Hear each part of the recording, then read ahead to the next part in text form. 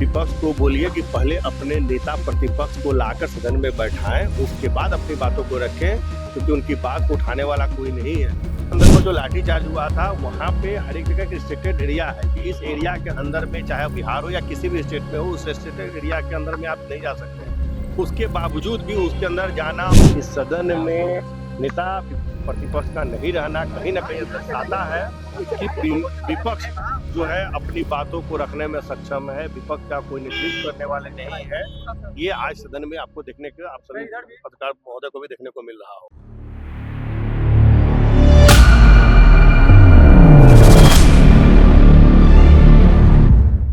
नमस्कार, watch news देख रहे हैं आप। मैं हूं आपके साथ प्रज्ञा। बिहार विधानसभा का मॉनसून सत्र शुरू है। एक ओर सरकार विकास कार्यों, योजनाओं और अपनी नीतियों को सदन में रख रही है, तो दूसरी ओर विपक्ष सरकार को कई मुद्दों पर घेरने की तैयारी में है। इसी बीच एनडीए के घटक दल के नेता संजय सिंह ने विपक्ष और नेता प्रतिपक्ष तेजस्वी यादव की गैर मौजूदगी पर तीखा हमला बोला है। मॉनसून सत्र के दूसरे दिन सदन के बाहर राजनीतिक बयानबाजी भी तेज रही। जब संजय सिंह ने नेता प्रतिपक्ष तेजस्वी यादव के सदन में मौजूद नहीं रहने को लेकर सवाल किया गया, तो उन्होंने कहा कि यह विपक्ष की कमजोर होती भूमिका को दर्शाता है। उनके मुताबिक नेता प्रतिपक्ष का सदन में मौजूद न रहना इस बात का संकेत है कि विपक्ष अपनी बात प्रभावी ढंग से रखने में सक्षम नहीं है और उसके पास मजबूत नेतृत्व का अभाव है।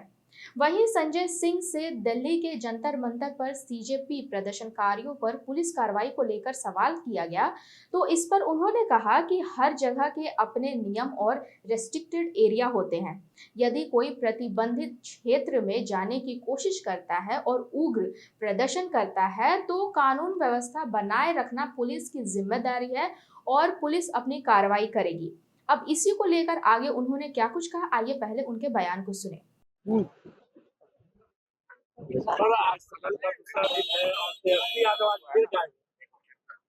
यही तो सदन के लिए विपक्ष की कमजोर होती हुई भूमिका दिखती है कि सदन में नेता प्रतिपक्ष का नहीं रहना कहीं ना कहीं दर्शाता है कि विपक्ष जो है अपनी बातों को रखने में सक्षम है, विपक्ष का कोई नेतृत्व करने वाले नहीं है।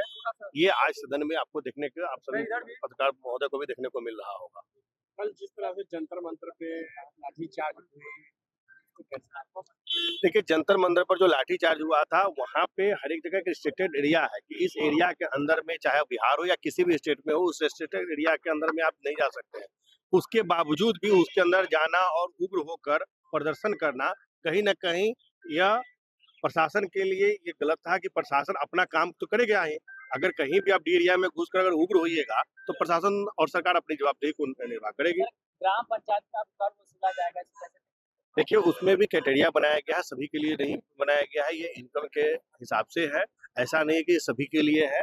जिनका इसके पहले भी आप देख रहे होंगे कि पानी पर टैक्स, बिजली पर टैक्स ये पहले भी लगते आया है, लेकिन उसका एक निर्धारण किया गया, उसी निर्धारण के तहत इसको भी आगे बढ़ाया जाए। विपक्ष कह रहा है कि खजाना खाली है, इसलिए अब जनता से पैसा उगाही का नया तरीका। विपक्ष को बोलिए कि पहले अपने नेता प्रतिपक्ष को लाकर सदन में बैठाएं, उसके बाद अपनी बातों को रखें, क्योंकि उनकी बात को उठाने वाला कोई नहीं है। और रही बात खजाना खाली का, तो आप देख रहे होंगे कि सरकार की डेली सारी योजनाएं पास हो रही है, सारी योजनाओं पर नई काम हो रहा है और डेली कैबिनेट में हम लोग नई नई योजना ला रहे हैं और बिहार के विकास के लिए हम लोग डेली काम कर रहे हैं। तो खजाना अगर खाली हो जाएगा तो फिर बिहार का विकास कैसे होगा? ठीक है तो सुना आपने क्या कुछ कहा संजय सिंह ने। इसके साथ ही वहीं विपक्ष द्वारा राज्य का खजाना खाली होने के आरोप पर भी संजय सिंह ने पलटवार किया। उन्होंने कहा कि अगर विपक्ष को ऐसा लगता है तो उसे सदन के भीतर अपने तथ्यों के साथ यह मुद्दा उठाना चाहिए। उनका कहना था कि यदि राज्य का खजाना वास्तव में खाली होता तो सरकार लगातार विकास योजनाओं और आधारभूत संरचनाओं परियोजनाओं पर काम नहीं कर रही होती। तो कुल मिलाकर मॉनसून सत्र के दूसरे दिन सदन के अंदर विधायी कार्यों की शुरुआत तो हुई, जबकि सदन के बाहर सत्ता पक्ष और विपक्ष के बीच आरोप प्रत्यारोप का दौर भी तेज रहा। आने वाले दिनों में सदन के भीतर इन मुद्दों पर और तीखी बहस देखने को मिल सकती है। हम आपको अपडेट्स देते रहेंगे, बने रहें वॉच न्यूज के साथ।